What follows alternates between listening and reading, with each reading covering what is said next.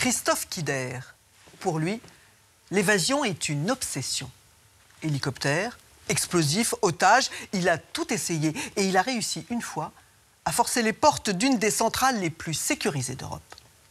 Tout ça parce que dès l'âge de 20 ans, les années de prison se sont accumulées.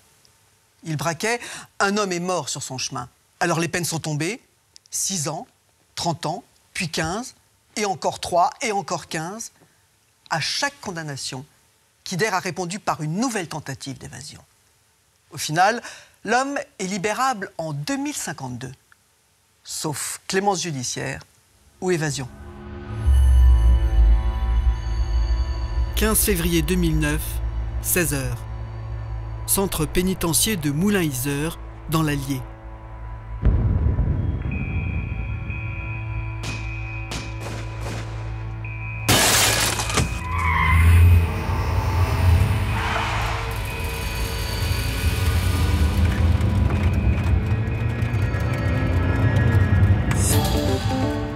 Cette évasion avec prise d'otage dans l'Allier. Cet après-midi, 2 détenus de la prison de Moulins-Yzeure ont emmené avec eux. 14 ans plus tôt, le 22 mars 1995. Dans une agence bancaire du 20e arrondissement de Paris, c'est bientôt l'heure de la pause pour la dizaine d'employés. Il reste 3 clients au guichet. Quant à 11h40... Un commando de 3 personnes va rentrer dans l'agence Crédit Lyonnais du boulevard Davout. Ils sont perruqués, postichés. Aussitôt, l'un d'eux a braqué le personnel, les a fait monter à l'étage. Le premier braqueur enferme le personnel. Le deuxième sécurise les entrées de la banque. Le chef du commando, lui, conduit le directeur de l'agence dans la salle du coffre et s'y fait remettre 128 000 francs, environ 25 000 €, qu'il fourre dans un sac. Ils vont se rendre compte qu'ils sont filmés. C'est pour ça qu'à l'issue du braquage, ils vont vouloir récupérer la cassette vidéo qui les trahit. C'est à ce moment-là qu'un fourgon blindé de la Brinks vient se garer devant l'agence. Ignorant le danger, 2 convoyeurs s'avancent. Du coup, en quelques secondes, les braqueurs changent leur plan. Ils vont braquer les convoyeurs. Ils vont obliger le chauffeur qui reste toujours à bord du véhicule, porte fermée. Sous la contrainte, ils vont se faire ouvrir les portes. 2 des malfaiteurs se sont engouffrés avec les 2 convoyeurs à l'arrière. Et un des malfaiteurs est monté côté passager du camion. L'alerte a été donnée. Les sirènes de police hurlent déjà sur le boulevard. Le fourgon blindé file vers le périphérique. Ce qui les intéresse au premier chef, c'est le contenu de la tirelire. La tirelire, c'est bien entendu l'endroit où sont entreposés les fonds. Et donc, en voulant ouvrir cette fameuse tirelire, une alarme va se déclencher et il va mettre en rideau le véhicule. Et le véhicule va s'arrêter au niveau de la porte dorée. La cabine chauffeur s'est verrouillée. Donc les 2 derrière sont descendus avec leurs otages. Par contre, celui qui était dans la cabine du camion, il s'est retrouvé coincé avec le chauffeur. C'est de là qu'énervé, il y a tiré une balle dans le genou. Le chauffeur du bahut blindé va être blessé à la jambe. Il va réussir à ouvrir manuellement une trappe. Et donc le troisième malfaiteur va prendre la fuite par le toit et rejoindre ses comparses. Les braqueurs s'emparent de la tirelire, 2 millions de francs.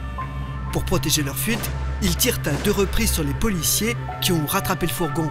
Puis ils sautent le terre-plein central du périph', entraînant avec eux leurs otages, les 2 convoyeurs. Ils arrivent à braquer une Renault 19, à extraire le conducteur et à voler son véhicule. Et tous les 5 prennent la fuite en direction du périphérique nord. Ce que les gangsters ignorent, c'est qu'ils viennent de braquer la R19 banalisée d'un policier. Ils filent à toute allure sur le périph', s'engagent sur l'autoroute A3, direction la zone commerciale de Gare au Nord. Ils zigzaguent bien entendu sur l'autoroute, ils avisent un véhicule d'une dame qui est à bord d'une 309. Ils vont essayer dans un premier temps de la bloquer, mais celle-ci va réussir à s'extraire de la manœuvre et elle va se diriger vers le parking d'un restaurant. Eux vont carrément la suivre. Et là, ils vont la sortir sans ménagement du véhicule et s'emparer, cette fois-ci, de la 309. Les braqueurs abandonnent leurs otages, menottés, à l'arrière de la R19. Et ils reprennent la direction de l'autoroute. Ils vont pas aller très loin parce que 500 ou 600 mètres plus loin, en prenant des risques inconsidérés sur la route, ils vont heurter un véhicule. Ils vont se retrouver, donc ils vont sortir à nouveau de cette 309, ils vont se retrouver à pied. Dans les entrepôts de Gare au Nord, les 3 braqueurs cherchent une autre voiture. Quand une Mercedes arrive droit sur eux, ils la bloquent, mais le conducteur résiste. C'est un homme d'affaires. Il veut absolument récupérer une mallette, un attaché-caisse qu'il a entreposé dans le coffre de son véhicule. Une bagarre s'ensuit. Un coup de feu va partir. Et il tombe abattu d'une balle en pleine tête. William Massia meurt sur le coup. Il avait 52 ans. Les braqueurs abandonnent son corps au milieu de la route et prennent la fuite avec la Mercedes. Mesdames, Messieurs, bonsoir. Sanglante course-poursuite près de Paris. 3 malfaiteurs ont tué un automobiliste, ont blessé un convoyeur de fonds et dérobé une voiture de police. Le soir même, la nouvelle est sur toutes les chaînes. La police fait et refait le parcours des malfrats. Une demi-heure après le meurtre, la Mercedes volée a été retrouvée à Saint-Denis, dans une petite rue du centre-ville. Mais la piste des braqueurs s'arrête là. Caroline Massia, c'est votre père qui conduisait la Mercedes et qui est donc mort d'une balle en pleine tête. Quel âge vous aviez à l'époque? C'était 3 semaines avant mes 19 ans. Vous viviez chez vos parents? Je vivais chez mes parents, oui. Et le jour où je l'ai appris, je revenais de la fac. Je suis rentrée un après-midi à la maison. Il y avait du monde. C'était pas du tout habituel. Et c'est ma mère qui était là, qui m'a annoncé que quelque chose de grave était arrivé à mon père. Moi, j'ai été assez accablée, le choc. Je crois que j'ai pas parlé pendant plusieurs heures. J'ai pas pleuré. J'ai le temps d'appréhender la nouvelle. Et puis, on voit les images, le journal télé de 20h, et je vois l'image de mon père, mort, allongé au sol, avec une mare de sang. Et on réalise de plein fouet la violence et la perte. C'était un chef d'entreprise? Il était éditeur de cartes postales. C'était quelqu'un de très curieux, avec beaucoup d'humour, et qui allait de l'avant et qui était dynamique, toujours très créatif. Et c'était un peu un guide dans nos décisions. Vous étiez très proche de lui? Oui, j'étais très proche de lui. On échangeait sur plein de choses et il était très curieux. Ça donnait beaucoup de... Enfin, on s'intéressait à plein de choses et ça... Ouais.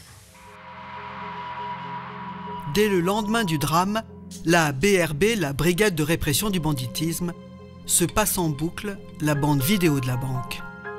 Ils sont perruqués, légèrement grimés, mais à travers ce travestissement, on arrive à déterminer leur visage, leurs traits, leurs yeux, ce qui est quand même relativement important.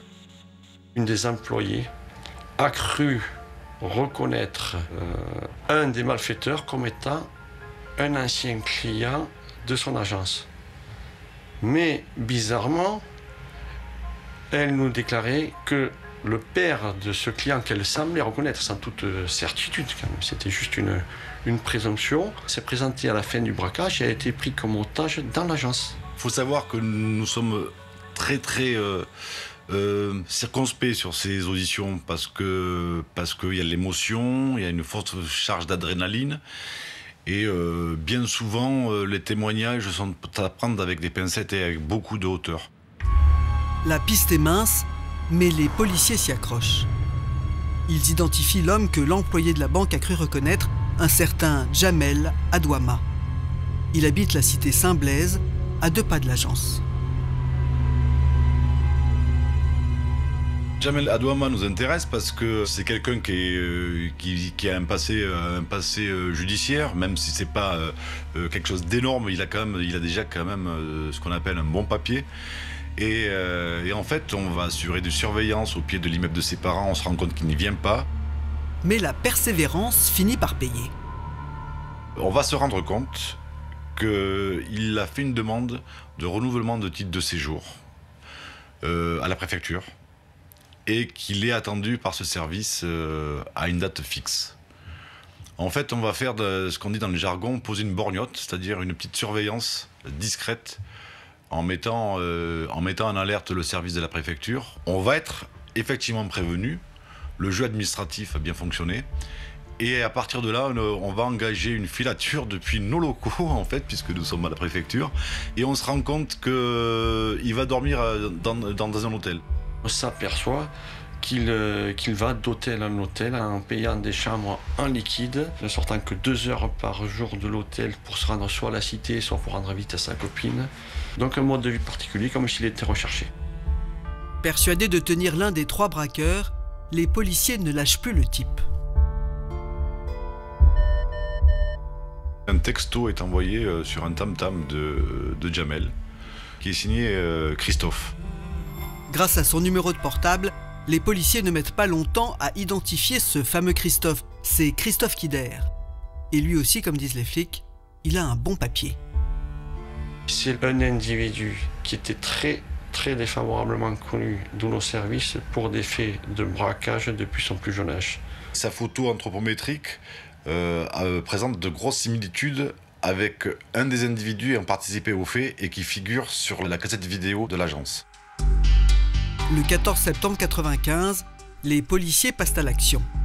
Jamel Adouama est interpellé à la terrasse d'un café cité Saint-Blaise. Christophe Kider, lui, se fait coincer à Montreuil chez sa fiancée. Nous interpellons Christophe Kider, son beau-père de l'époque, le concubin de Catherine Charles, sa mère. Sa mère est également présente, Catherine Charles est là, et également sa concubine. Tout ce petit monde est conduit dans les locaux de la BRB. Mais en garde à vue, Adouama et Kider ne sont pas causants.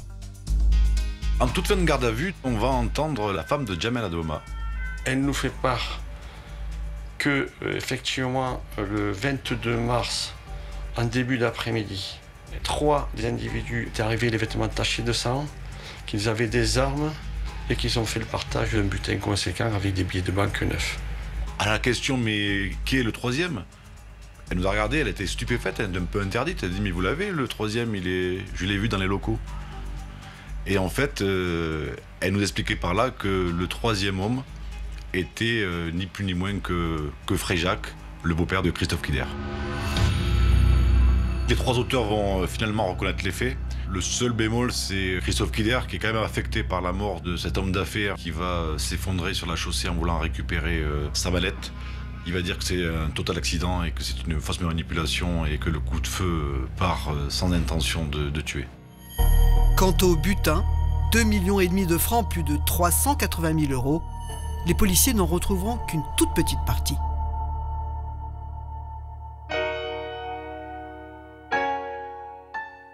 Martine Monteil, à l'époque, vous dirigez la BRB, donc la Brigade de répression du banditisme, et les 3 hommes qui sont en garde à vue sont connus de vos services. Est-ce qu'ils sont fichés au grand banditisme? Non, ce sont des caïds de cité, des petits voyous qui ont commencé par des petits délits et puis qui tout doucement ont grandi, voilà, jusqu'à attaquer des banques. Et que dit précisément Kider sur la mort de M. Massia?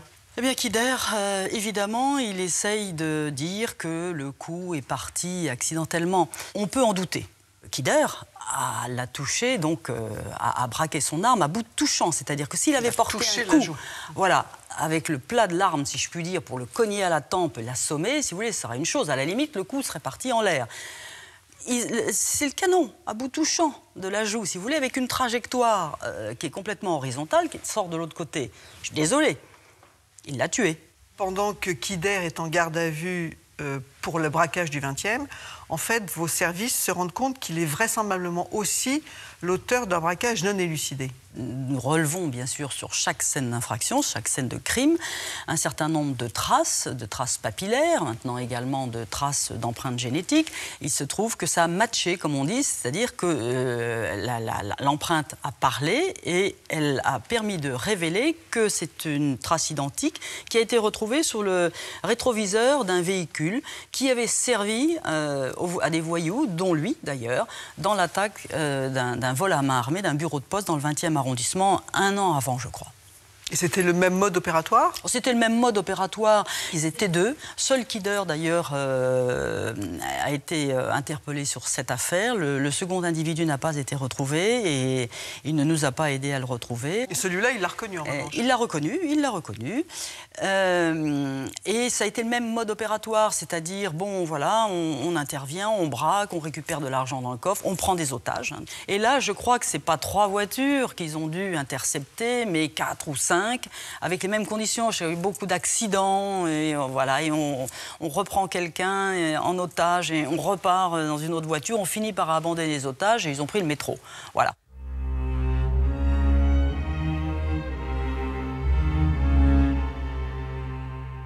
Dominique, Christophe Kider a toujours dit qu'il s'agissait d'un accident, que le coup était parti tout seul. Alors qu'en pense le médecin légiste? Alors le légiste parle, elle, d'un tir horizontale. La balle est entrée sous l'œil dans la joue gauche et elle ressort dans la région occipitale, légèrement sur le côté. Deuxième chose, le légiste parle d'un tir à bout touchant appuyé. Et ça, elle le voit en observant l'orifice d'entrée de la balle. Bout touchant appuyé, Frédéric, ça veut dire le canon appuyé sur la joue. Et comment elle le sait? Elle le sait parce que si le tir avait été à bout portant, c'est-à-dire à quelques centimètres, la poudre qui sort du canon et qui brûle aurait laissé des marques noires sur la peau autour de l'orifice d'entrée. Là, il y a juste un orifice d'entrée tout propre. Et le balisticien, qu'est-ce qu'il dit, lui? Alors, en préambule, il explique qu'il n'a pas eu en main l'arme.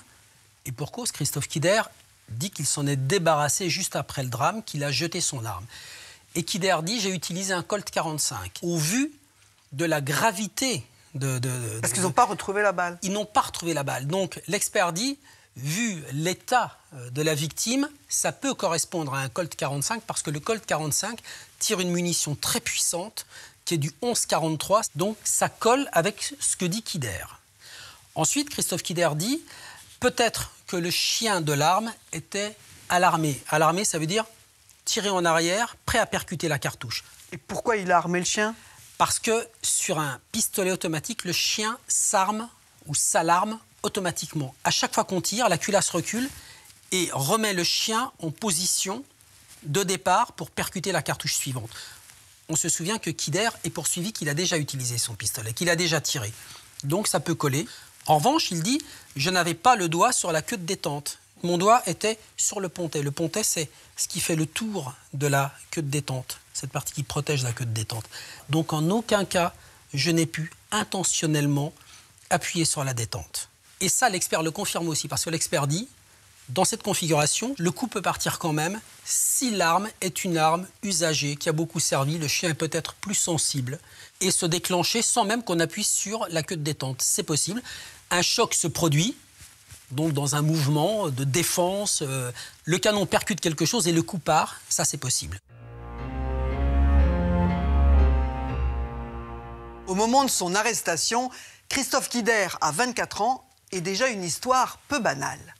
Sa jeunesse est ponctuée de hold-up, des braquages qu'il commet pour une femme parce que Kider veut la sauver. Et c'est sa mère. C'est dans ce quartier populaire du 13e arrondissement de Paris que Christophe Kider et son petit frère Cyril ont grandi. Depuis la séparation de leurs parents, ils vivent chez leur grand-mère. À l'époque, leur mère, Catherine Charles, est toxicomane et multiplie les séjours en prison.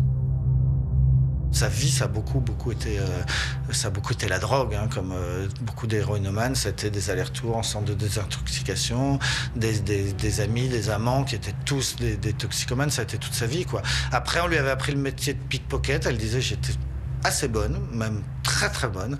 Et donc sa vie, ça a été la délinquance, les séjours en prison. Et entre les deux, ses enfants, qu'elle aimait beaucoup, comme toutes les mères, mais qu'elle aimait mal forcément, parce que bon, elle était pas tout le temps là.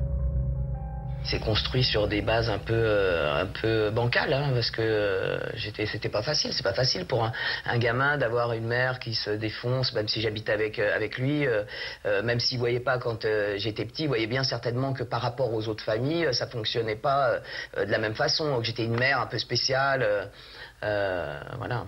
D'ailleurs, quand il avait 8 ans, je crois, il m'avait dit quand je serai grand, moi je serai un footballeur professionnel, parce qu'il était très très doué. Mon frère, il sera chauffeur de taxi, comme il est moins intelligent, voilà ce qu'il m'avait dit. Non, et comme il apprend pas bien à l'école, il sera chauffeur de taxi, et je t'achèterai du maquillage et tu resteras qu'à la maison avec moi.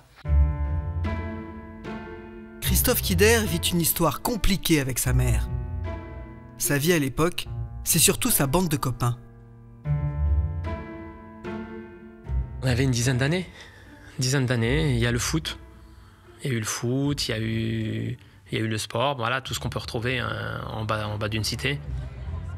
Notre cité, c'était notre maison, c'était notre fief, c'était rempli de couleurs, c'était rempli de vie. Mais les ennuis s'accumulent. Les deux enfants sont placés en foyer. D'abord Cyril, le cadet, vers l'âge de 8 ans, puis Christophe, 2 ans plus tard. Catherine Charles, leur mère, fait ses saisons de pickpocket au Festival de Cannes. Christophe ne la retrouvera que 3 ans plus tard, à 15 ans. Quand la grand-mère est partie dans le sud, elle a laissé Christophe avec sa mère. Donc sa mère, quelques mois après, elle a été incarcérée. Et quand elle a été incarcérée, ben là, à ce moment-là, Christophe, il est resté tout seul dans cet appartement. Donc au bout de...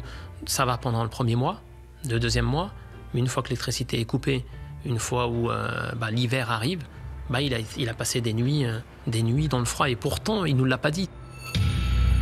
Christophe Kider est un ado livré à lui-même. Il sèche l'école et tue le temps avec ses potes du quartier. Christophe a toujours été le plus intelligent, le plus soigneux. Quand des fois on parlait ou quand il fallait sortir de la cité et on avait un langage un peu confronté à notre façon de grandir ou de vivre dans l'environnement où on vit, c'était le premier à nous recadrer. Ne parle pas comme ça, ne dis pas comme ça, regarde comment tu t'habilles, arrête de mettre des baskets que dans ce qu'on voit dans toutes les cités. En fait, il nous faisait en sorte de nous faire découvrir une autre manière de se comporter, de se tenir, de discuter. Il était assez grand frère sur ce côté-là. Un grand frère, mais d'abord un fils aimant qui ne supporte plus de voir sa mère se défoncer. Il nourrit l'espoir qu'un jour, il pourra la sauver. C'était une de mes périodes les plus sombres, je crois, au niveau de la défonce et tout ça. Il m'a dit, je vais chercher du travail. Et moi, j'étais dans mes... j'ai dit, tiens, c'est bizarre qu'il se lève si tôt et tout ça. J'ai pas. Et il est revenu avec plein d'argent. Et il m'a dit, voilà, maman, plus jamais tu vas voler, etc., etc. Il a cru que ça me ferait plaisir, mais ça m'a fait très peur. À l'époque, Catherine Charles vit en concubinage avec Francis, un braqueur. Il avait pris mon arme et il était parti faire un braquage tout seul, qui s'était très bien passé. Et voilà. Et quand on est revenu à la maison et qu'on a vu ça, on est resté un peu scié, quoi. Et donc après, c'est pour ça qu'il est venu avec moi, parce que je savais que, déterminé comme il était par rapport à sa mère, qui voulait la sortir de la merde et l'aider, qu'il aurait été amené à le faire tout seul ou avec d'autres gens, quoi. Comment résister à l'argent facile? Kider et son beau-père braquent des agences de voyage, 28 au total. Sans violence, sans coup de feu, au culot. Comme c'était des agences de voyage, il n'y avait pas de forme de sécurité. C'est des agences de voyage avec des changes à l'intérieur. Donc il n'y a pas vraiment de... C'est pas comme une banque, quoi. Il n'y a pas de sas. Donc on rentrait là-dedans, en fait, on sortait nos armes. Voilà, on disait aux gens de se tenir bien. On se faisait ouvrir le coffre, on prenait l'argent et on repartait. 9 fois sur 10, ça se passait comme ça. Et il n'y a jamais eu de problème, il n'y a jamais eu de coup de feu, il n'y a jamais eu de prise d'otage, il n'y a jamais eu d'agression, de violence. Voilà, je dirais presque comme si on rentrait dans une boulangerie et qu'on prenait la caisse et qu'on repartait. Mais le 27 avril 89, à la sortie d'une agence du 11e arrondissement de Paris, l'adolescent et son beau-père se font pincer. Quand il est incarcéré à 17 ans, je lui dis, mais comment t'as fait autant Autant de braquages. Il me dit, tu peux même pas t'imaginer. Des fois, je prenais le taxi, je lui dis de m'attendre, je vais chercher mon billet d'avion. Il avait le temps de rentrer dans l'agence, de ressortir, qu'il avait déjà une enveloppe de 20 000 francs ou 15 000 francs, selon le fond de caisse. Il avait l'art et la manière de pouvoir discuter. Il me dit, c'est comme un ébéniste. Tu lui donnes un morceau de bois, et il va t'en faire un chef-d'œuvre. Quand tu as l'art et la façon de faire les choses, après, tout va vite. Et malheureusement, tout est allé vite. 3 ans plus tard, Christophe Kider comparaît donc devant la cour d'assises des mineurs. Il a 20 ans. À l'époque, le journaliste Nicolas Poincaré fait partie des jurés. Il était poursuivi avec son beau-père pour 27, si je me souviens bien, vols à main armée. C'était des vols avec une arme factice, en repartant à pied, en venant au métro. Donc voilà, on nous présente les faits quand on est juré. Assez vite, il y a une bonne ambiance au procès, en fait, parce qu'il est extrêmement poli. Il répond au président, oui, monsieur, absolument, monsieur, etc. Il y a même des moments où il est drôle, il fait rire les jurés. Parce que je crois que sur l'ensemble des faits qui lui sont reprochés, il en conteste 2. Et là, les deux propriétaires d'agences de voyage viennent témoigner, les reconnaissent, et le premier, il dit, ah mais non, maintenant que vous me dites que c'est vous, effectivement, je vous reconnais, mais vous avez dit que c'était 130 000 francs le butin. Nous, qu'on n'a jamais dépassé 100 000 francs, je m'en souviendrai. Donc oui, on vous a bien agressé, mais vous avez fait une escroquerie à l'assurance, monsieur, c'est pas nous, quoi. Christophe Kider fait rire, et son histoire familiale émeut. On est assez marqué par le témoignage de la gardienne de son immeuble qui vient de dire c'est un petit gars qui tenait la porte aux personnes âgées, qui portait les paquets, il y avait beaucoup de voyous dans la cité, mais lui, il était formidable comme ça. Donc on a assez vite l'image d'un garçon attachant, sympathique, poli, braqueur certes, mais à l'époque, braqueur sans violence. Très vite, je comprends que la plupart des jurés sont comme moi. Ils trouvent que ce garçon, il faut lui donner une chance. Il avait 17 ans, il a déjà fait 3 ans et 8 mois de préventive. Et vu comme ce qu'on nous présente des faits, on est presque tous unanimes pour trouver que 3 ans et 8 mois, c'est bon, quoi, qu'on va sans doute pas lui mettre plus que ça. Cette chance, Christophe Kider ne saura pas la saisir quand il sort du centre des jeunes détenus de Fleury-Mérogis. C'était un établissement très dur. Après avoir passé des années là-dedans, on en ressort beaucoup moins bien que quand on y est rentré. C'était les années où on a eu 18 ans, 19 ans, 20 ans. C'est les plus belles. Hein. Nous, on avait, c'est vrai, beaucoup de choses à rattraper. Fallait vivre à 100 à l'heure. Christophe, c'est déjà quelqu'un qui est speed. Donc oui, on aimait la vitesse, on avait tous des motos, des voitures un peu sportives. Et puis voilà, c'était profiter de la vie, sortir, s'habiller, s'amuser, partir en vacances, faire plaisir aussi à son entourage. Les belles motos, les filles, les vacances, ça coûte cher. Christophe Kider reprend les braquages et quand les poches sont pleines, il part faire la fête au Brésil. On va partir avec un petit groupe d'amis qu'on était à l'époque. On va rester de longues semaines. Ouais. C'était un moment de liberté. On vit sur la plage avec rien. On s'amuse le ballon. C'était un moment extraordinaire. De retour à Paris, Christophe retrouve sa mère. Elle a un nouveau compagnon, un autre braqueur, Patrick Fréjac. Et cette fois, les armes ne sont plus factices. Carré, athlétique, Kider joue maintenant dans la cour des grands, jusqu'au drame du 22 mars 1995. Il a 24 ans, sa vie vient de basculer. Il a tué un homme dans les entrepôts de Gare au Nord.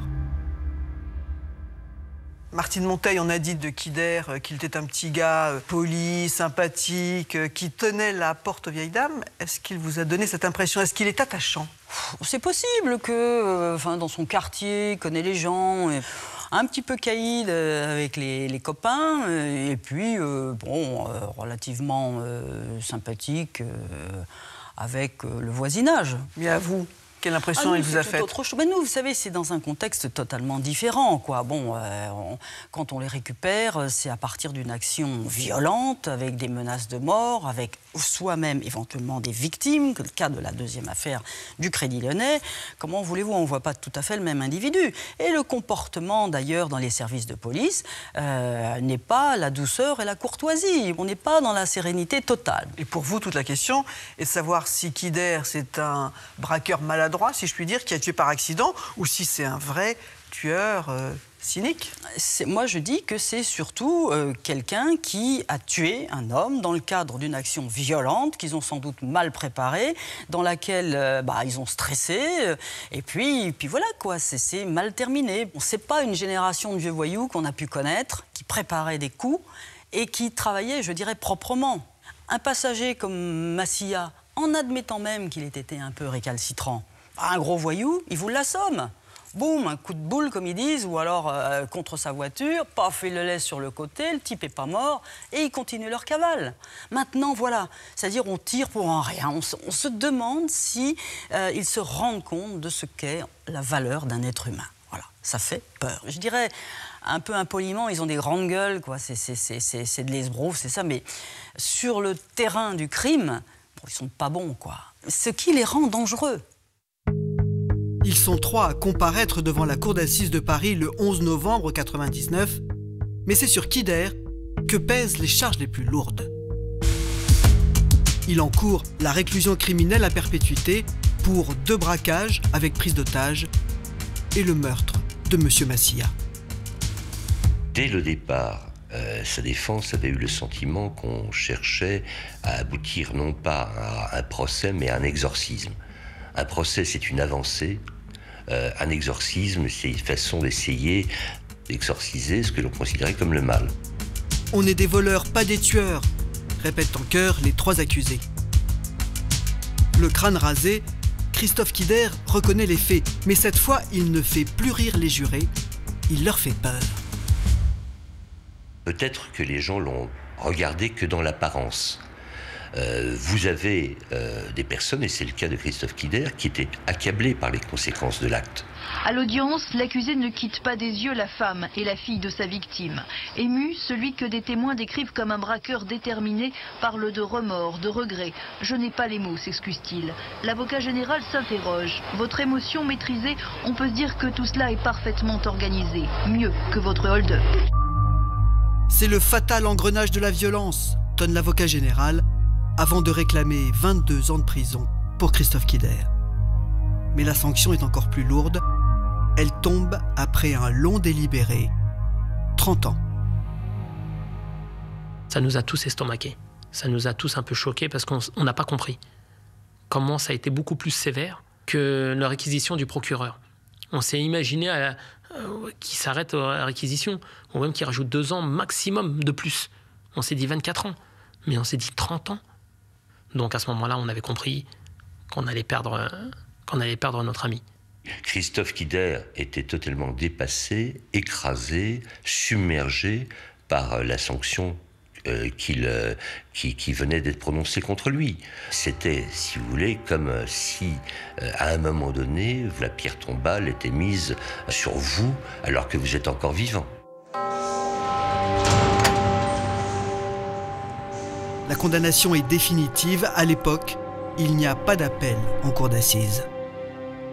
Qu'on dise de lui un assassin, il ne l'a jamais accepté. Il me disait ce qui m'a fait souffrir, et ce qui me fait souffrir, c'est qu'on a voulu me faire porter un costume qui était au-delà de mes propres capacités.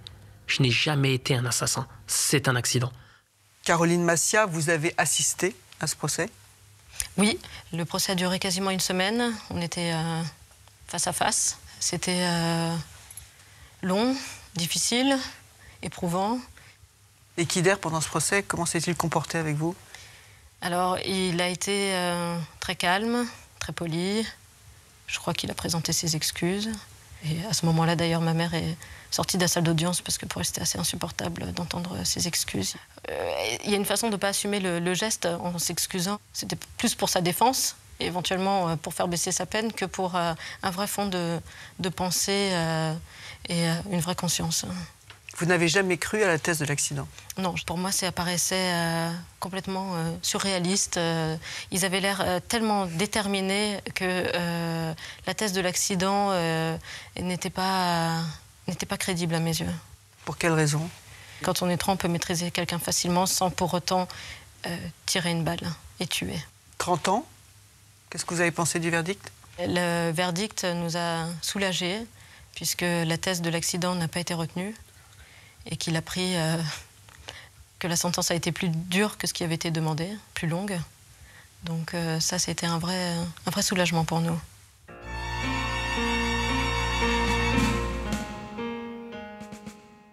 30 ans pour le meurtre de Monsieur Masilla, 6 ans pour un autre braquage en 93, 1 an et demi de plus parce qu'il avait tenté de s'évader du tribunal de Bobigny après ce hold-up. Le compteur grimpe. Christophe Kider accumule les condamnations. Il a 28 ans et 38 années l'attendent derrière les barreaux. Un avenir qu'il n'accepte pas. Il n'a plus qu'une idée en tête, s'évader. Dimanche 27 mai 2001, le jour de la fête des mères. Il est environ 14h30 quand un hélicoptère dépose ses clients devant le restaurant de l'abbaye des Vaux-de-Cernay. L'abbaye des Vaux-de-Cernay, c'est une abbaye cistercienne avec des gens un peu style Madame Figaro, quoi, hein, des petits serre-têtes, des petites coupes au carré, petites chaussures vernies. Et là, je vois arriver 3 personnes un peu en treillis, cagoulées. Ça dénotait un peu dans le tableau. Et d'un coup, il y a une de mes portes qui s'ouvre et je vois une arme. Et là, je comprends que mon dimanche après-midi ne va pas se dérouler tout à fait comme je l'avais prévu. Voilà. Il y en a un qui s'approche, visiblement le chef, et qui me dit t'as pas de bol, d'habitude c'est des hommes, aujourd'hui c'est toi, tu vas jouer les filles de l'air. Les 3 hommes grimpent à bord.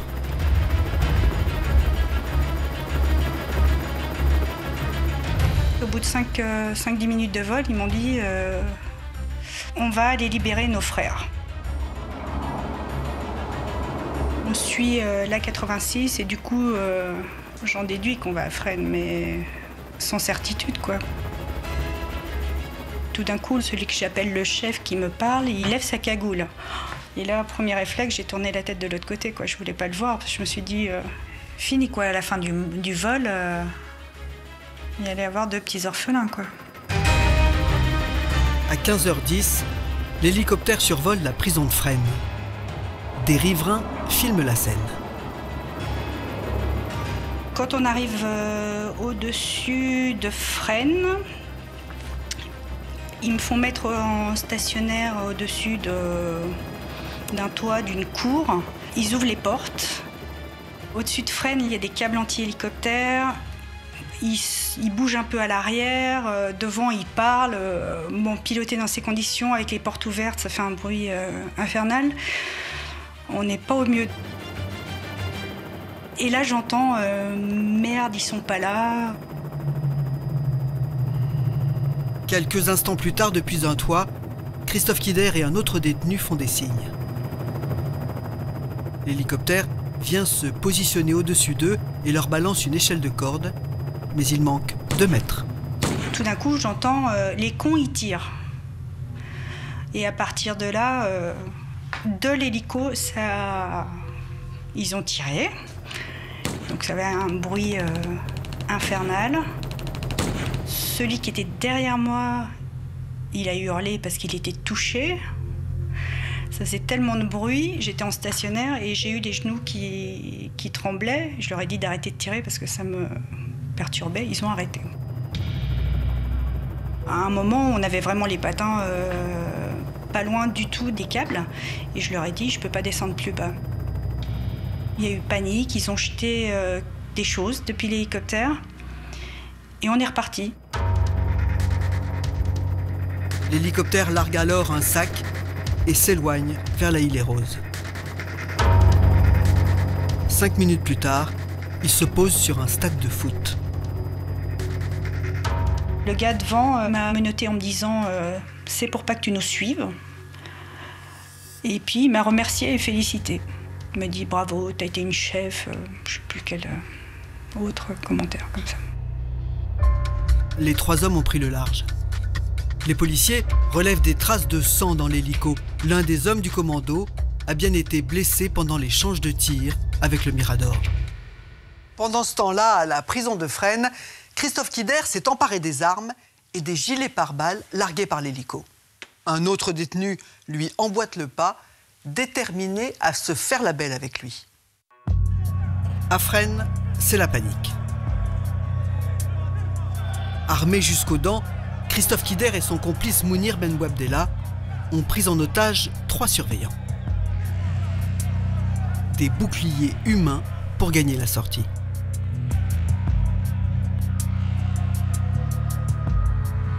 Le commissaire arrive à 15h30. Quand je suis arrivé là-bas, c'était un coup de pied dans la fourmilière, quoi. C'est-à-dire qu'il y avait des groupes de surveillants qui discutaient entre eux, il y avait des groupes de policiers en civil, policiers en uniforme, des voitures au gyro. C'était une impression vraiment un peu de fin du monde. Il y avait un surveillant qui avait été gravement blessé, la rumeur disait qu'il allait mourir, donc la situation était extrêmement préoccupante.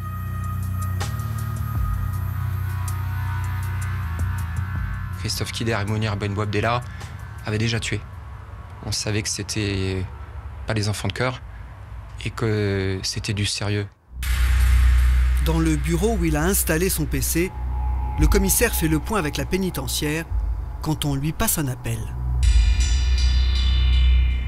Là, j'ai eu un type au téléphone qui parlait de façon extrêmement rapide, avec un accent des banlieues extrêmement prononcé, quelqu'un qui était très très tendu et qui m'a dit écoute, de toutes les façons, moi je voulais m'évader par hélicoptère, ça n'a pas marché. Et là, j'ai des armes, j'ai des otages, et je te jure, la vie de ma mère, là, moi je vais m'en sortir parce que je passe pas 30 ans dans ce trou à rats, là. Je reste pas, je m'en vais. Et j'ai des otages, et si tu m'amènes pas la clé de la cour, là où je suis, avec la voiture dehors, pour m'échapper, je te jure que l'otage, je le tue. Et d'ailleurs, si t'as pas compris, l'otage, je vais te le passer. Quand il me le passe au téléphone, j'ai la voix d'un type qui est déjà mort. En ligne, j'entends un type qui a une voix blanche et qui est déjà passé de l'autre côté, en fait. Kider a fixé son ultimatum à 16h30. À 16h27, le commissaire décide d'aller à sa rencontre sans la clé. Je me retrouve tout seul dans un énorme couloir, un immense couloir qui ressemble un petit peu à la nef d'une cathédrale. Et là, plus de bruit, plus rien. J'avance, je suis tout seul. Et je l'appelle.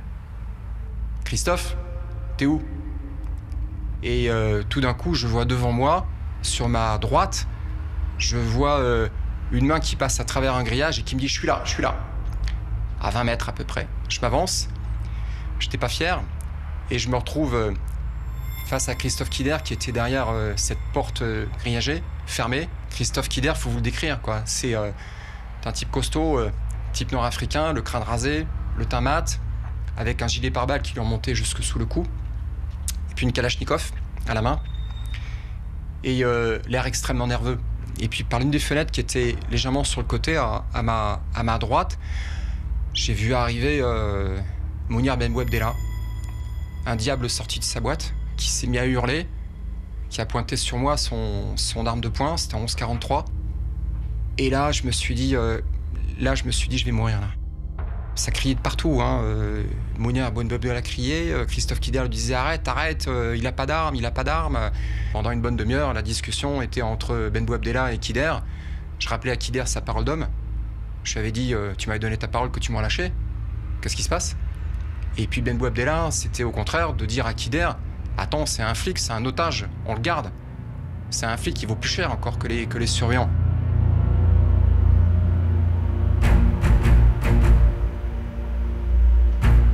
À 17h20, le raid débarque.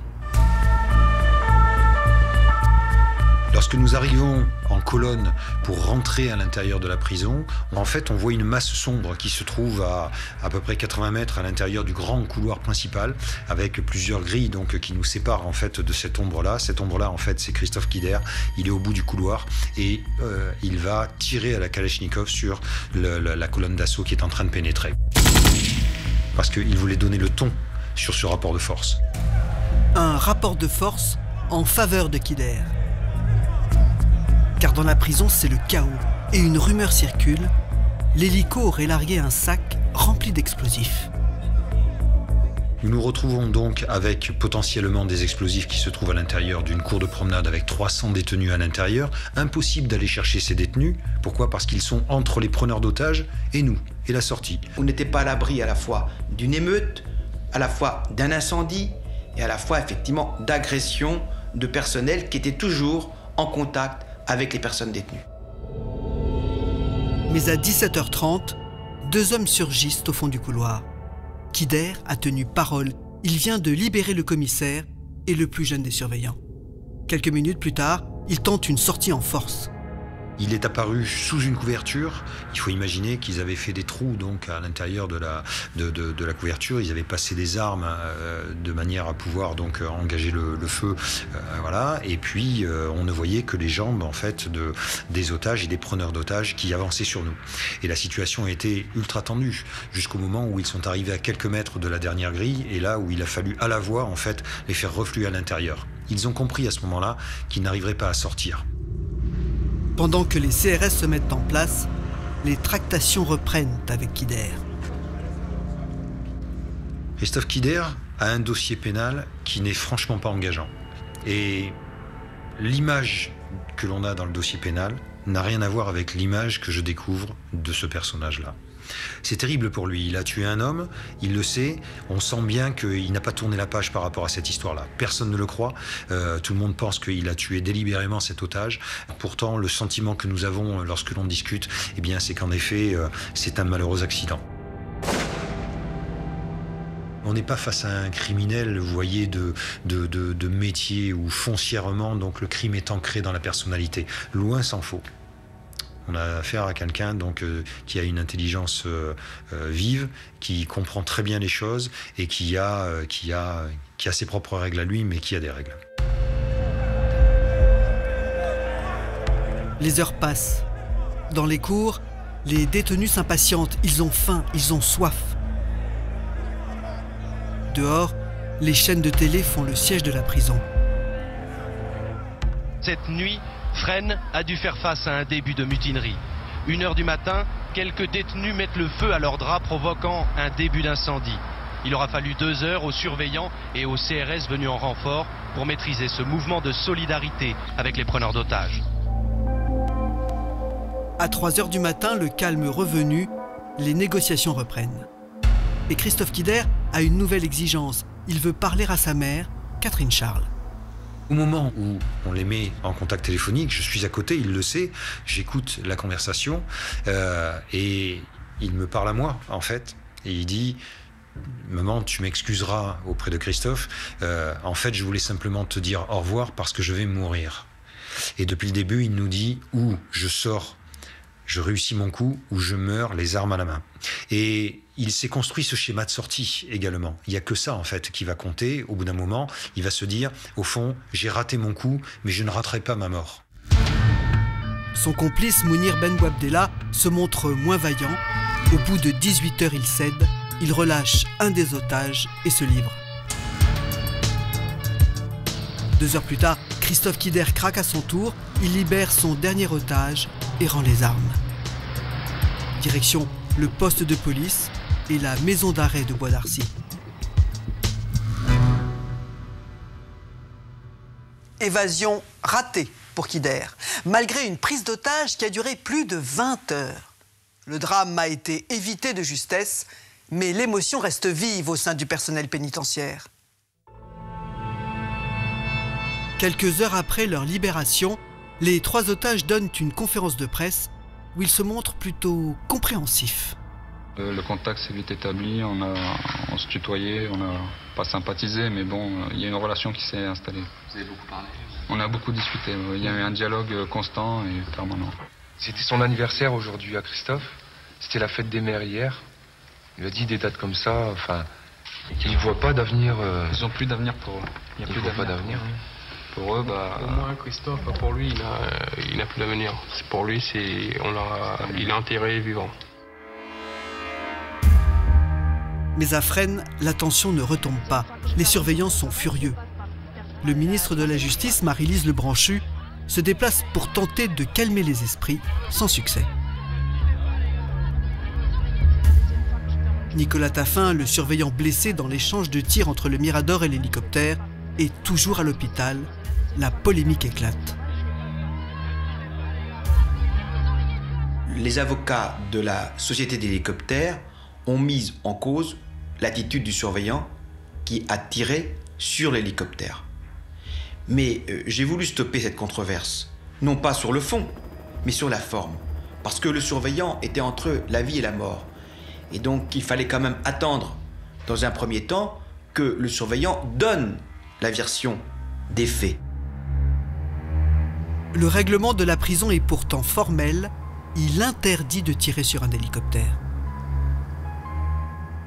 L'hélicoptère aurait pu tomber dans la prison, il y aurait eu des centaines de morts, ça peut être dramatique. Vous avez un hélicoptère qui arrive, vous avez des hommes armés dans l'hélicoptère, vous avez, je dirais, quelques dizaines de secondes pour réagir, vous avez l'adrénaline qui monte, vous avez bon là c'est les pistolets mitrailleurs en face, le collègue il a réagi comme il devait réagir. Quelques jours plus tard, quand la PJ ramène Kider et Ben Bouabdella à la prison pour fouiller leurs cellules, les agents et leurs familles laissent éclater leur colère.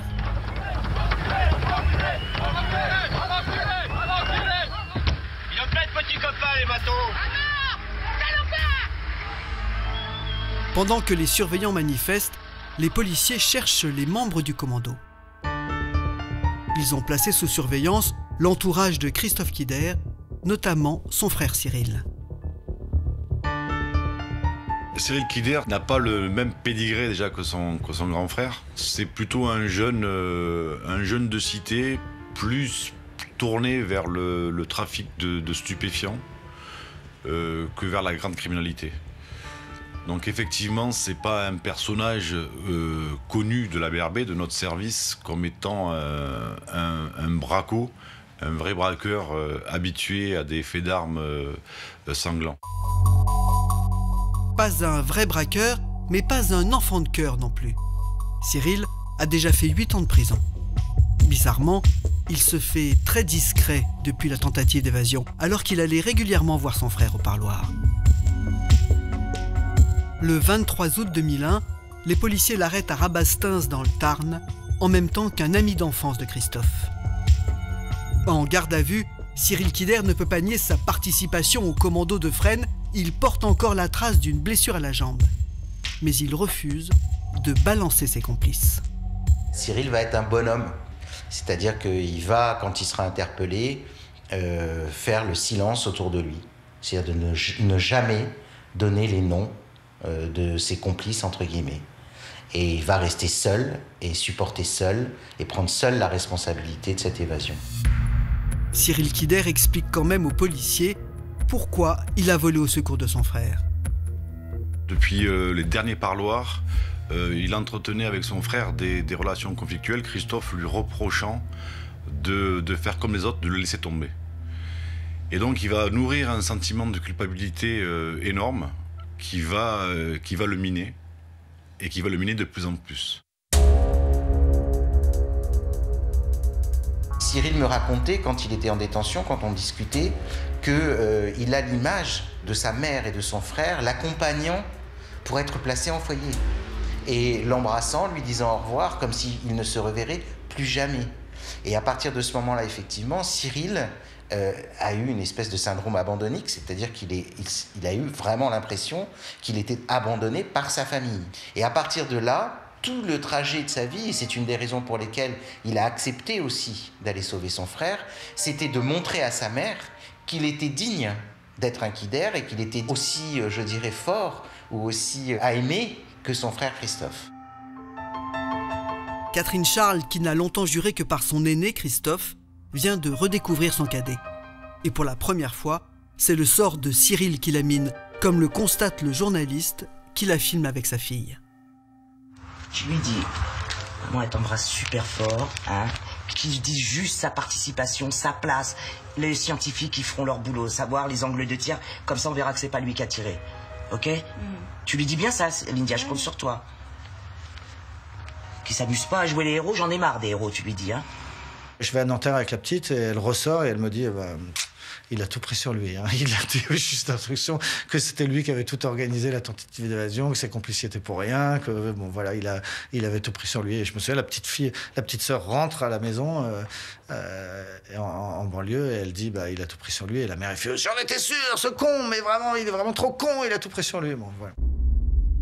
Et ça donnait l'impression qu'elle était un peu quand même la tour de contrôle de tout ça, quoi. Il y avait la petite qui allait au parloir, il y avait la petite copine de Christophe qui venait régler des histoires de linge et boire le café, il y avait les avocats à contacter, il y avait...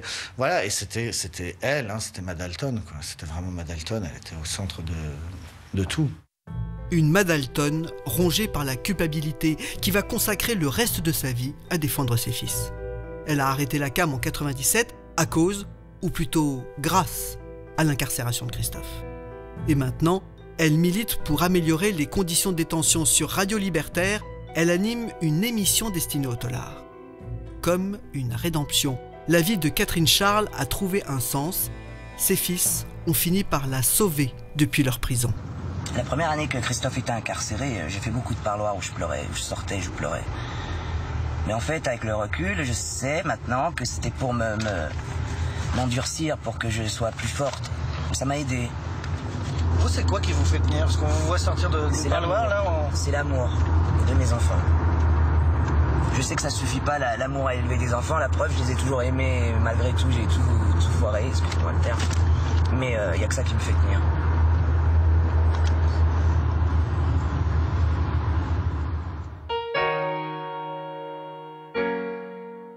Maître Ripert, vous êtes l'avocat de Christophe Kider. Comment se passe sa détention ainsi que celle de son frère Cyril? C'est des détentions extrêmement difficiles. On craint toujours parce que ces personnes sont incarcérées dans le cadre d'une tentative retentissante d'évasion, que cela ne se reproduise. En réalité, je crois qu'il s'agit de conditions discriminatoires qui ne sont que les conséquences d'une vengeance de l'administration pénitentiaire et de la justice à l'égard de ces deux personnes pour ce qu'ils ont fait lors de cette tentative d'évasion. Et les conditions de détention de Cyril, est-ce que vous avez quelques précisions? Cyril, au niveau de l'administration pénitentiaire, c'est clair qu'on le considérait comme le responsable de l'auteur du coup de feu sur leurs collègues. Et les surveillants s'occupaient particulièrement de son cas. Par exemple, pour l'empêcher de dormir, il laissait allumer obligatoirement sa lumière dans la cellule toute la nuit. Et à chaque ronde, il tapait sur la porte pour le réveiller. Cyril se plaignait aussi que l'on crache dans sa nourriture. Il se plaignait de la disparition de ses affaires ou de ses vêtements personnels. Mais son avocate, Maître Boisel, a saisi la Cour européenne de justice et la France a été condamnée pour le traitement inhumain et dégradant. Elle a été condamnée à combien? Je crois qu'elle était condamnée à 12 000 € de dommages-intérêts pour Cyril Kider. Et l'ironie de l'affaire, c'est l'émotion causée à Cyril par les conditions discriminatoires de son frère Christophe qui l'ont déterminé à agir. Et ensuite, il s'est retrouvé, lui, détenu dans des conditions pires encore. C'est un procès sous haute surveillance qui s'ouvre le 8 mars 2007 devant la cour d'assises de Créteil.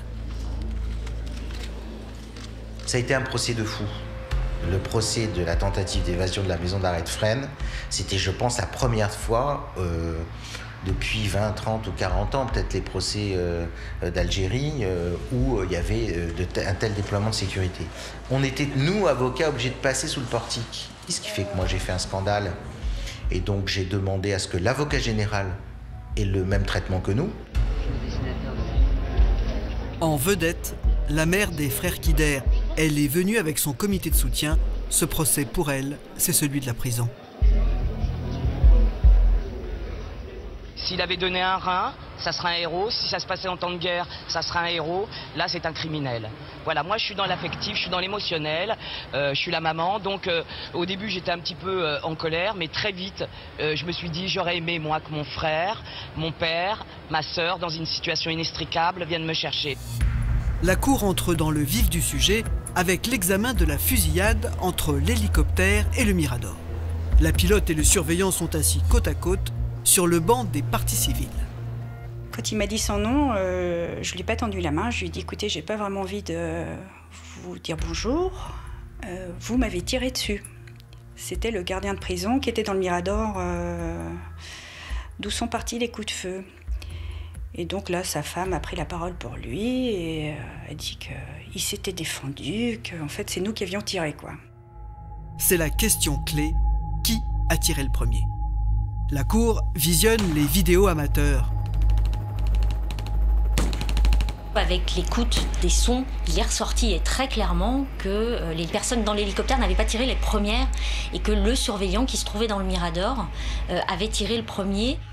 Moi, la conclusion, je pense, qui s'impose avec la version de Nicolas Taffin est la bonne, c'est-à-dire qu'effectivement, c'est l'hélicoptère qui tire le premier et qui riposte, donc il fait un tir de riposte au tir de l'hélicoptère. C'est sa version, et encore une fois, je suis sincèrement convaincu que c'est la vérité. Moi, je l'ai un peu vécu en direct. Je pense clairement que c'est le Mirador qui a tiré en premier. J'ai entendu les cons y tirent et avant, nous, il n'y avait pas eu un bruit de coup de feu. Mais personne n'arrive à se mettre d'accord. Les incidents d'audience se multiplient, ça gronde dans la salle. On a une partie qui est pour Kider et Ben Bouabdella et l'autre partie du public qui est pour l'administration pénitentiaire et la police, c'est sûr. Donc c'est comme mélanger le feu et la glace, quoi. Ça va pas ensemble. La tension est à son paroxysme. Quand soudain, une des jurés se lève et quitte l'audience.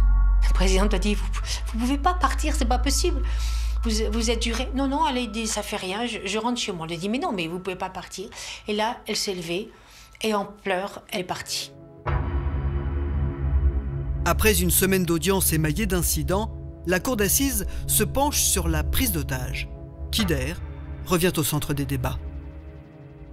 J'avais commencé mon témoignage en disant que son charme était à la hauteur de sa dangerosité. C'est quelqu'un d'extrêmement dangereux. Il est très sûr de lui, il n'écoute pas les autres, il a toujours raison et il passe à l'acte. Et sa dangerosité est en partie liée à cette impulsivité qui n'est pas destinée à faire du mal, mais qui est destinée à sauver sa peau. Pour l'avocat général, il faut protéger la société. À l'heure du réquisitoire, il réclame des peines lourdes.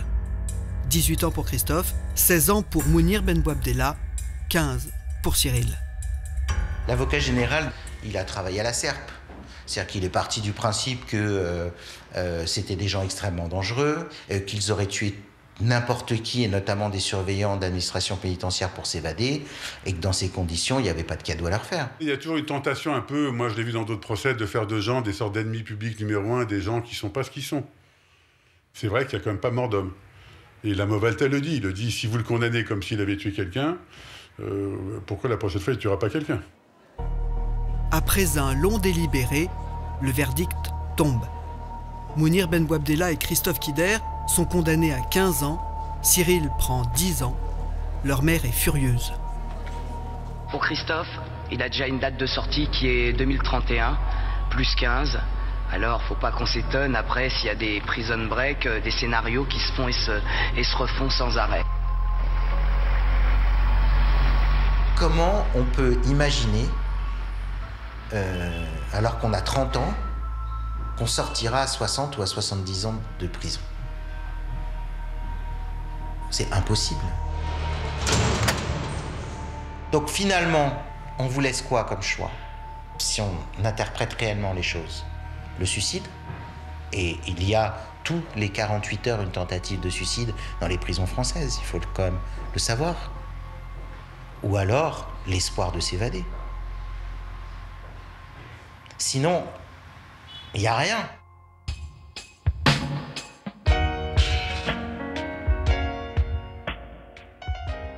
Dominique Kider vient de prendre 15 ans de plus, alors qu'il est déjà détenu depuis 1995. Oui, Frédéric, et ça ne va pas s'arrêter là. En mai 2006, il est détenu à la centrale de Lannemezan. Et les surveillants de la centrale vont découvrir qu'il a réussi à aller jusque dans les sous-sols de la centrale. Et pour ça, Christophe Kider va passer devant le tribunal correctionnel de Lyon et il va être condamné à 3 ans. 3 ans de plus. Alors on en est où là? Ça fait combien au total? Si on fait le compte, ça fait 30 ans le fourgon et la mort de M. Massia, plus 6 ans, plus 1 an et demi pour la tentative d'évasion du tribunal de Bobigny, plus 3 ans maintenant pour Lannemezan, plus les 15 ans dont vous parliez, ça fait 55 ans et demi au total. Mais Dominique, le droit français a prévu la confusion des peines, c'est-à-dire que la peine la plus lourde englobe toutes les autres. Elle n'est ni systématique, ni obligatoire.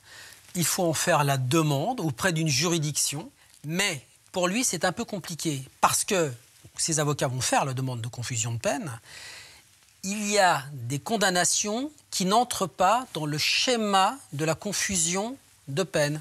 Par exemple, les évasions et les tentatives d'évasion. Elles ne peuvent pas être confondues.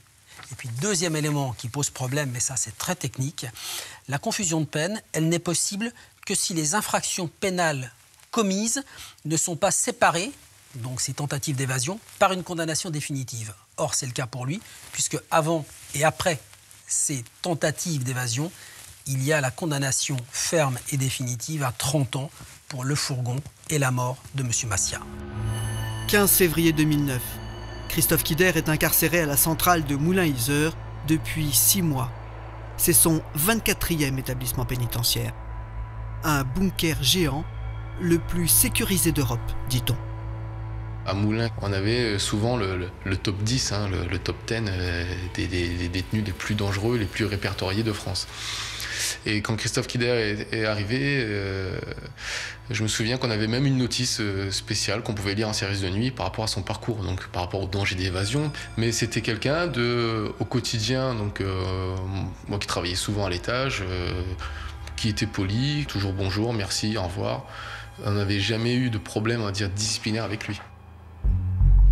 C'est dimanche, le parloir est plein. Dans le parloir, ce jour-là, il y a beaucoup de familles. Il y a 18 détenus, donc plus les familles. Donc ça fait à peu près une quarantaine de personnes. Christophe Quider recevait sa compagne, Sylvie Pisciotti, avec leur petite fille qui était toute jeune, un petit bébé. Alexandre Vissou-Vanadin et Arnaud Collis sont de garde au parloir. Au pic, le poste de surveillance. 16h, j'ai mon collègue Arnaud qui se présente à la porte qui donne sur le parloir. Je lui ouvre par un bouton, en fait, cette grosse porte blindée magnétique. Et c'est à ce moment-là que le complice de Christophe Quider a mis un gros coup de poing à Arnaud. Moi, mon premier réflexe, c'est j'appuie sur mon bouton d'alarme. À partir du moment où j'appuie sur le bouton, je vois Christophe Quider qui arrive avec un bonnet, avec un sac en bandoulière et une arme de poing à la main. Donc tout de suite par radio, j'annonce à toute la détention, prise d'otage au parloir, j'annonce qu'il y a une arme de poing. En déclenchant l'alarme, le surveillant a verrouillé toutes les issues. Il est maintenant coincé dans le pic. Pendant que Quider place une charge sur la porte du pic, son complice tient le deuxième gardien en respect avec un couteau. Christophe Quider me dit ouvre la porte parce que sinon je vais tout faire péter, tu vas sauter dans ton pic, tu vas crever là-dedans. C'est le réflexe que j'ai, je me mets sur mon bureau, je mets des chaises devant moi, je fais un barrage. Et là, j'annonce à mes collègues, à mon chef, je lui dis non, je veux couper les communications parce que je vais mourir. Je me voyais mort quand je disais au revoir à ma femme, à mon fils, qui était tout bébé à cette époque.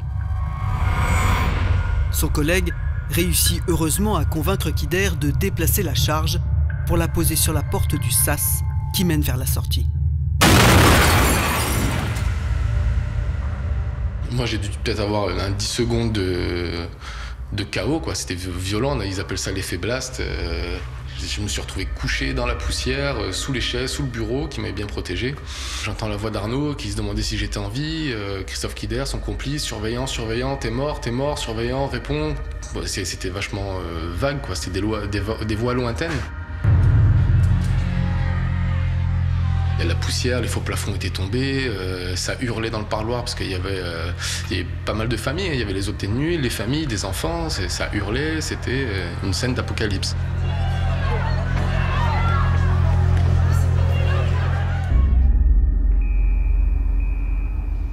Chez les surveillants, c'est le branle-bas de combat. Moi, on me demande de rejoindre la porte d'entrée. Et je m'équipe donc d'un gilet pare-balles. Et dans un premier temps, d'un fusil à pompe.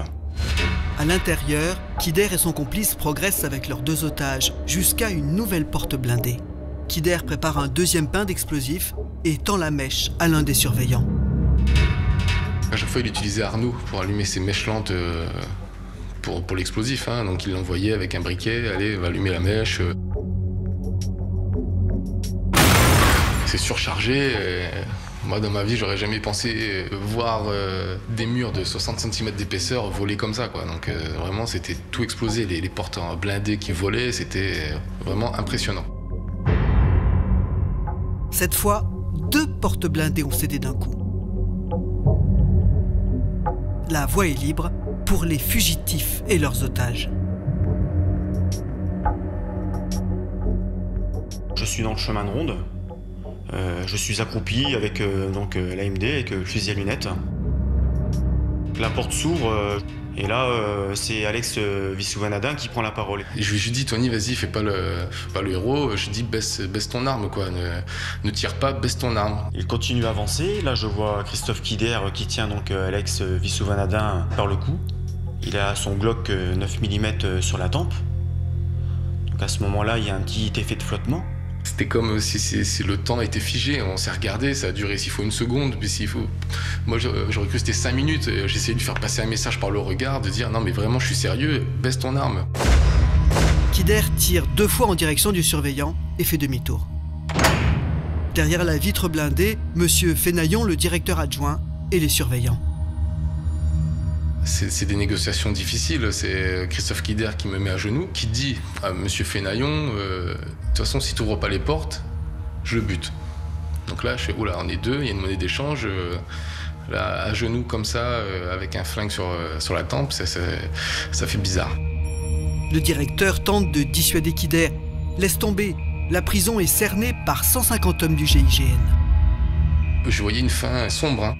Je dis à Christophe Kider, écoute, si ça dégénère, tire-moi une balle proprement, parce que j'ai pas envie de souffrir, j'ai envie de mourir proprement. Et là, il me dit à l'oreille, il me dit, t'inquiète pas, surveillant, je te tuerai pas. La négociation dure encore de longues minutes.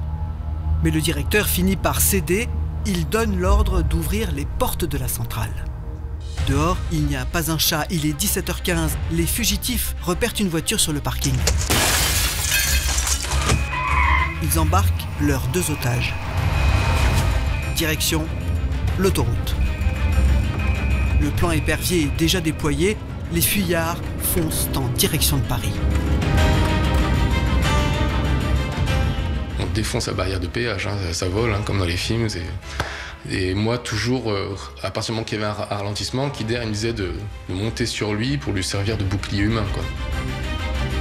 2 heures plus tard, les 4 hommes arrivent en région parisienne.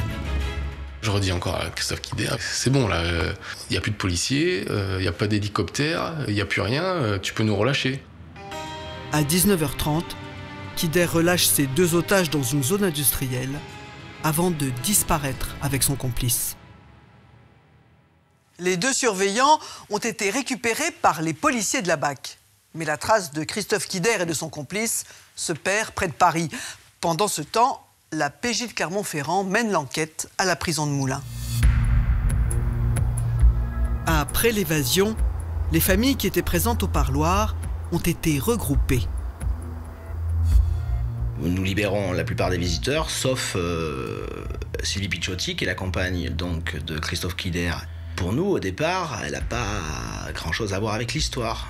On est plutôt axé sur une complicité à l'intérieur de l'établissement pénitentiaire. Au départ, elle nie complètement les faits, et, elle fait l'étonnée, elle ne s'attendait pas à ça, elle est même triste que ça soit passé comme ça, elle ne le voulait pas, elle ne le souhaitait pas.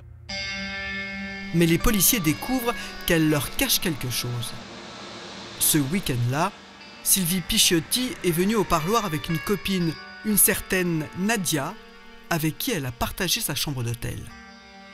Les policiers fouillent les poubelles qu'elles ont laissées derrière elles.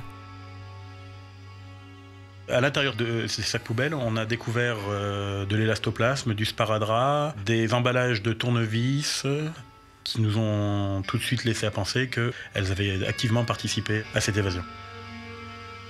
Devant ces éléments, Sylvie Picciotti ne se démonte pas, elle n'a rien fait entrer dans la prison. Mais en interrogeant les surveillants, les policiers font une découverte. Nadia a des broches métalliques dans le dos.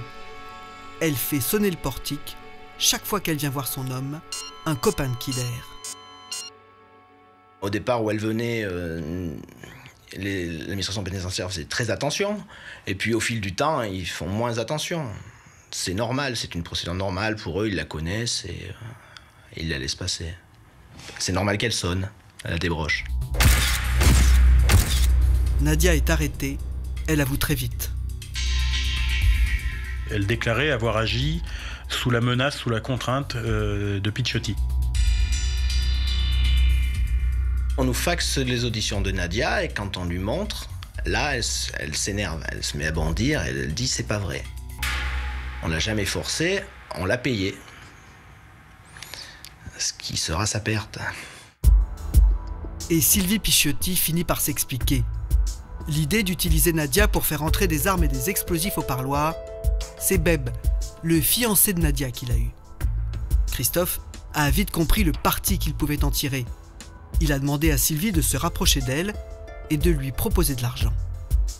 Le vendredi 13 au soir, les filles ont pris le train avec l'arme et les explosifs qu'un complice de Christophe avait déposé sur son palier. Elles ont loué une chambre d'hôtel à Moulins. Il ne restait plus qu'à coller le matériel sur le dos de Nadia, un jeu d'enfant. Le matériel a été introduit en 3 étapes. Donc au premier parloir du samedi matin, là ils ont introduit les cartouches de 9 mm et le chargeur. Le samedi après-midi, c'est 2 pains d'explosifs qui ont été introduits avec les détonateurs. Et le dimanche matin, c'est l'arme de poing qui a été introduite par Nadia aussi. Donc à chaque fois, Nadia rentrait avec le matériel, allait dans le box de parloir avec Beb, et Picciotti sortait du box dans lequel elle se trouvait avec Kider pour aller récupérer le matériel.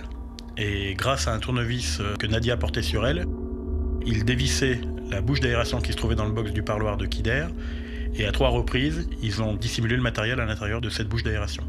À partir du dimanche après-midi, tout le matériel, toute la logistique est à l'intérieur de la prison.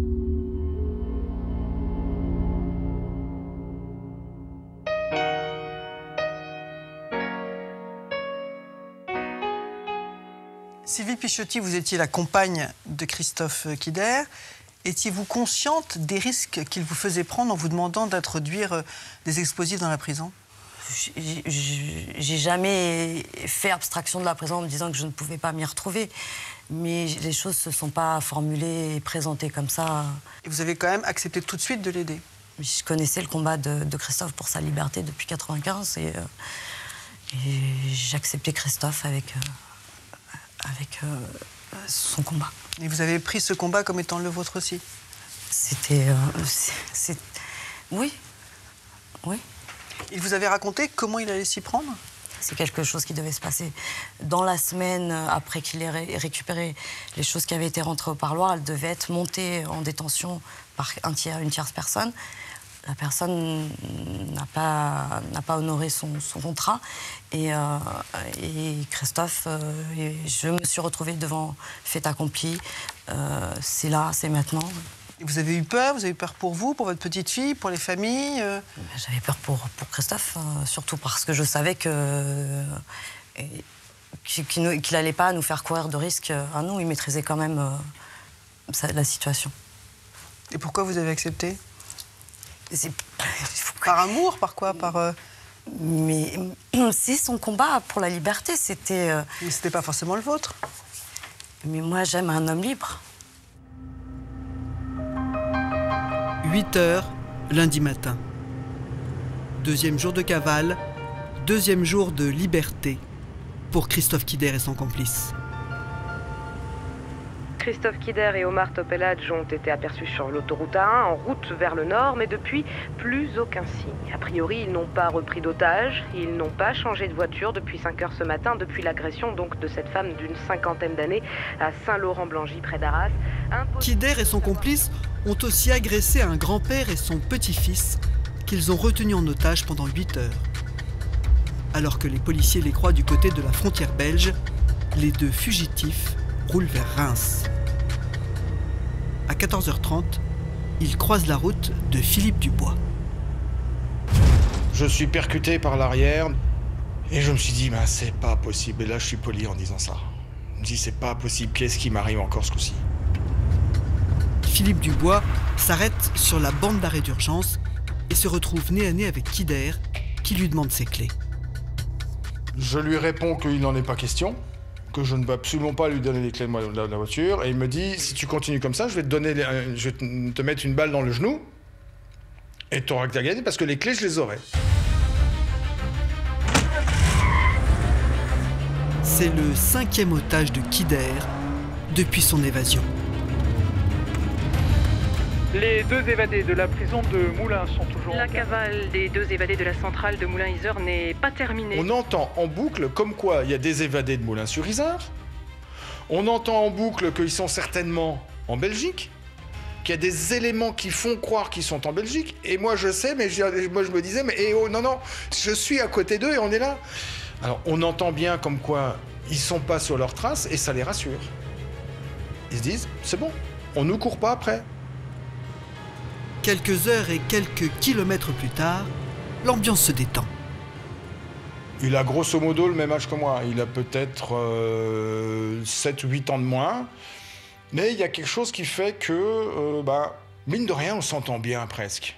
C'est un peu paradoxal, mais il parle tout à fait intelligemment, il est tout à fait clair dans ses esprits. Il me raconte que s'il en est arrivé dans une situation pareille, c'était dû à la société. Comment ce n'était pas de sa faute s'il avait tué quelqu'un lors d'un braquage précédent, parce que c'était à son corps défendant, il avait été obligé de se défendre. Pendant ce temps-là, la mère de Christophe Kider enchaîne les interviews. Est-ce que vous lui demandez de se rendre aujourd'hui? Qu'est-ce qu'il va faire selon vous? Ah non, je lui demande pas de se rendre. Je veux pas le renvoyer à sa tétraplégie carcérale. C'est-à-dire jusqu'en 2045, le voir mourir à petit feu, supporter l'indicible, etc. Alors, j'interviendrai que s'il était arrêté, qu'il y ait la vie de personnes tierces en danger, bien évidemment. Et c'est mon plus grand souhait, c'est que justement, il n'y ait pas de drame et de dommages collatéraux. Les heures passent. Ça fait presque 4 heures que les 3 hommes roulent. Ils s'arrêtent devant une boulangerie. On a mangé, j'allais dire presque comme 3 copains, dans le frais du mois de février. Moi, ce qui m'avait étonné à ce moment-là, c'est que l'un comme l'autre respirait à plein poumon, en fin de compte, l'air, en disant que chaque minute qui passait était en fin de compte une minute de liberté et que ça n'avait pas de prix. Chaque minute de liberté qu'on passe là, maintenant, faut croquer dedans à pleines dents, quoi. C'était vraiment quelque chose de très très important pour eux. Mais il faut repartir. Curieusement, les fugitifs reprennent la direction de Paris. La vitesse du conducteur augmente. Il s'amuse à pousser des pointes de vitesse à plus de 230 km/h. Christophe lui dit, il faut qu'on change de voiture. Le complice, lui, ne souhaitait absolument pas lâcher la voiture. Elle est trop bien, je veux la garder, t'inquiète pas. Avec ça, on peut semer tout le monde. Il y a un moment donné une mayonnaise qui est montée. Je peux vous dire que sur le siège arrière, j'étais pas fier. À 21h30, les évadés sont de retour à Paris. Quai de Bercy, Kider relâche l'otage. Christophe me dit, tiens, voilà tes affaires. Et il me redonne mon téléphone portable, ma carte bleue, la batterie du téléphone. Alors je lui dis, mais est-ce que tu te rends bien compte de ce que... Parce qu'on se tutoie en fin de compte au bout de ce temps-là. Est-ce que tu te rends bien compte que la première chose que je vais faire, c'est de mettre le téléphone en fonctionnement et que je vais appeler les policiers? Il me dit, oui, je sais, mais c'est le jeu. Et c'est ce que fait immédiatement Philippe Dubois. Les policiers ont maintenant le signalement de la voiture. À 5h10, la BAC repère les fugitifs à Fontenay-sous-Bois. Et quelques minutes plus tard... Les 2 évadés de la prison de Moulins viennent d'être repris près de Créteil dans le Val-de-Marne. Christophe Kider aurait été blessé par balle. Leur cavale aura donc duré 38 heures depuis leur évasion spectaculaire, je vous le rappelle, à l'explosif dimanche après-midi. La cavale de Kider s'achève à l'hôpital. Il a pris 2 balles dans le thorax, il est en réanimation et sa mère est encore là. Il voulait certainement se faire tuer. Voilà, plutôt que retourner en prison. Donc il faut s'interroger la question, pourquoi un homme préfère-t-il mourir à l'extérieur, encore une fois, plutôt que dans le tombeau, le cercueil qu'on lui a préparé. Caroline Massia, la cavale de Kider s'achève. C'est un soulagement pour vous, j'imagine? C'est un soulagement, d'autant plus que j'avais peur que se reproduise la même chose, qu'il tue quelqu'un sur son passage à nouveau. Tout au long de ces années, vous avez régulièrement entendu parler de lui, en tout cas par ses tentatives d'évasion. Comment vous avez vécu ça? À chaque tentative d'évasion, ça remet un petit peu à vif la perte et la douleur parce qu'il n'accepte pas les 30 ans, qu'il cherche à s'évader. Et du coup, ça remet en question à chaque fois le jugement, l'acte. Et ouais, on a l'impression que, voilà, qu'on ne peut pas passer à autre chose et que ça me choque à chaque fois.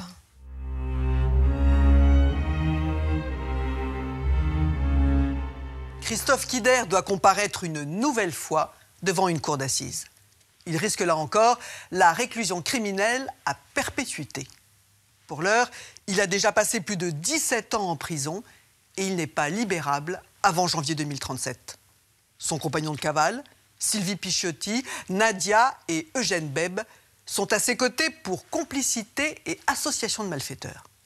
Dans le public, une personne manque à l'appel, sa mère. Catherine Charles est morte quand le procès s'ouvre le 3 avril 2013 à Lyon. GIPN est raide dans la salle des pas perdus, ronde d'hélicoptères au-dessus du palais de justice. Comme pour le procès de Créteil, un dispositif exceptionnel a été mis en place pour juger les évadés de Moulins. Et dès le premier jour, l'avocat de Quider annonce la couleur. Et l'évasion, pour les gens comme lui, c'est un droit. On veut faire crever les prisonniers dans les prisons de France. Et quand on veut faire crever quelqu'un, cette personne a un droit et même le devoir de s'évader. En entrant dans la salle, les avocats et les magistrats savent tous qu'il sera difficile de juger Christophe Quider et qu'il va les placer devant un cas de conscience. Quider, c'est quelqu'un dont on sent qu'il a une vraie réflexion sur la vie, une vraie intelligence de la vie, qui réfléchit les choses. Donc voilà, c'est quelqu'un, c'est vrai, on peut dire, assez fascinant, entre guillemets.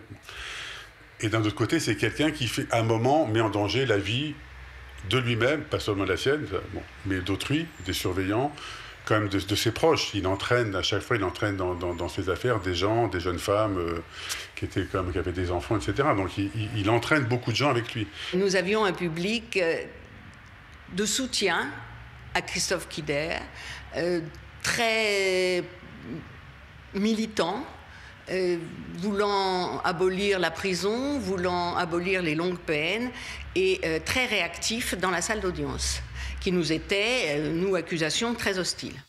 Dans le box, deux femmes s'installent à côté des deux évadés, Sylvie et Nadia. Elles risquent la perpétuité. Après un début de séance mouvementé, la parole est donnée à celles sans qui l'évasion n'aurait pas été possible. Sylvie Picciotti, elle explique qu'au moment des faits, c'est une femme amoureuse et désespérée par la situation de l'homme qu'elle aime. Au moment du procès, c'est une mère célibataire, à bout de souffle et épuisée par ses 4 années d'incarcération. Les victimes de la cavale de Quider défilent à la barre. Certaines sont toujours traumatisées. J'ai le souvenir de la femme d'un surveillant qui est venue expliquer que son mari avait beaucoup de mal à se remettre du fait qu'il n'ait pas réagi, du fait qu'il n'ait pas tenté quelque chose pour se libérer finalement de cette prise d'otage. Et de Christophe qui se lève, qui regarde ce surveillant qui se trouvait dans le fond de la salle et de lui dire « Mais tu sais, tu n'as rien à te reprocher, je te menaçais d'une arme. » Il a appelé les surveillants par leur prénom. Moi, ça m'a vraiment terriblement étonnée, comme s'ils étaient amis. Et ça a donné une impression très curieuse au débat, d'égalité entre Christophe Quider et les surveillants. Les uns n'étaient pas à leur place, l'accusé n'était plus à sa place, c'était un curieux mélange. Dans son réquisitoire, l'avocate générale souligne la dangerosité de Quider. Elle requiert 18 à 22 ans de prison pour lui et son complice, sans se faire beaucoup d'illusions. Il arrivera à s'évader parce qu'il est tellement intelligent qu'il trouvera la faille, parce qu'il y a toujours une faille. Mais après, que fera-t-il? Il y aura à nouveau des risques pour des otages, et puis il y aura peut-être un échange de coups de feu avec les policiers. Et je crains pour Christophe Quider qu'il ne termine sous des balles de policiers. À la fin des plaidoiries, Christophe Quider se lève. Il est d'une extrême émotion. Il est vraiment très émouvant. Il est très émouvant parce que chaque mot, chaque expression, chaque idée qu'il développe, elle touche tout le monde.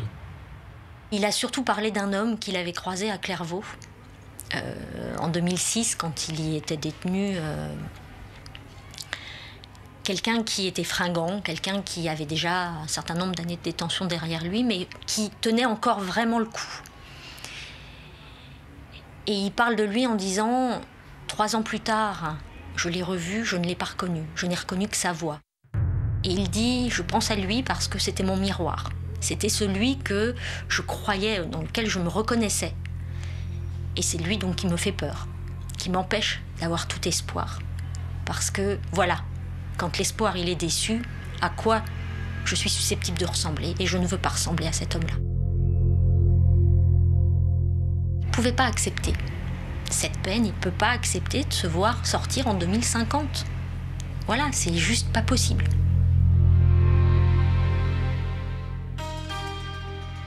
Après ça, Christophe Kider déserte le box des accusés.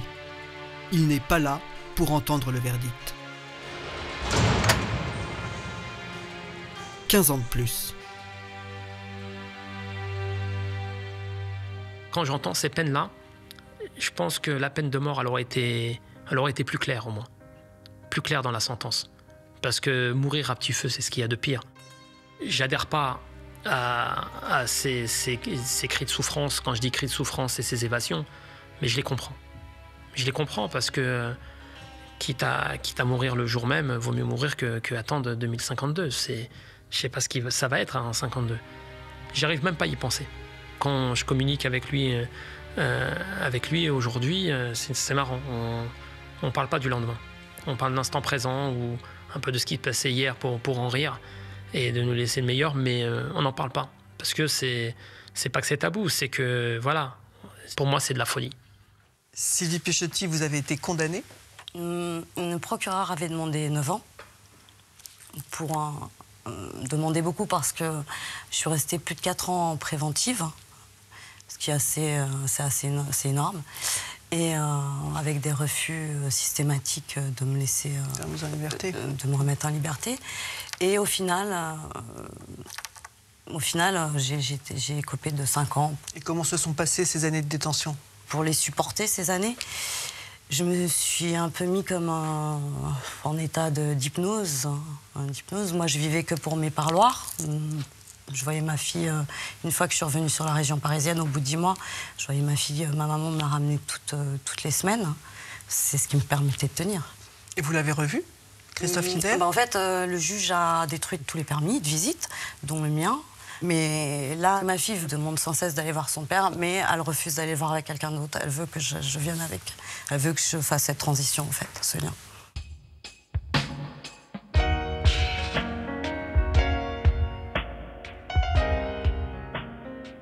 Maître Ripper, à l'issue de ce procès pour l'évasion de Moulins, Kider prend 15 ans de plus. Et effectivement, la réponse de la justice à cette situation désespérée est d'en rajouter toujours plus. Mais je crois que c'est de la folie parce que cela ne peut que contribuer à tendre la situation et à inciter Christophe Kider à chercher par tous les moyens de retrouver cette liberté dont il a l'impression qu'on la lui vole. Donc aujourd'hui, il est libérable quand? On nous donne des dates fictives qui pourraient le porter raisonnablement au-delà de son espérance de vie, c'est-à-dire dans les années 2050. Il n'y a aucune voie de recours, aucun moyen légal de réduire ces peines? Sur le plan légal, il n'y a aucune possibilité de réduire ces peines. Qu'est-ce qu'il reste? Il reste des grâces? Il reste quoi? Alors, la grâce, elle ne peut être qu'individuelle.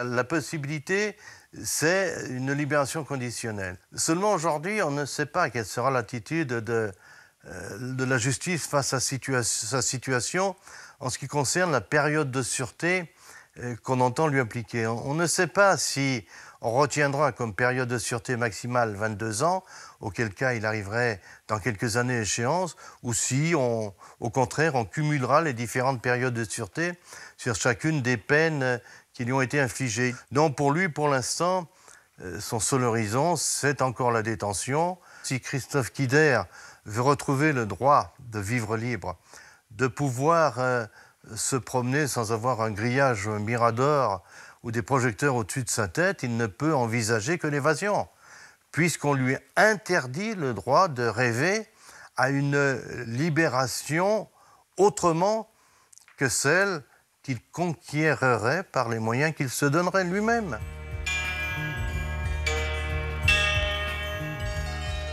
Christophe Kider est bien décidé à ne pas se laisser enterrer vivant en prison, comme il l'a dit au juge d'instruction. Et il a prévenu, une partie de mon temps se passe à chercher une solution pour m'évader.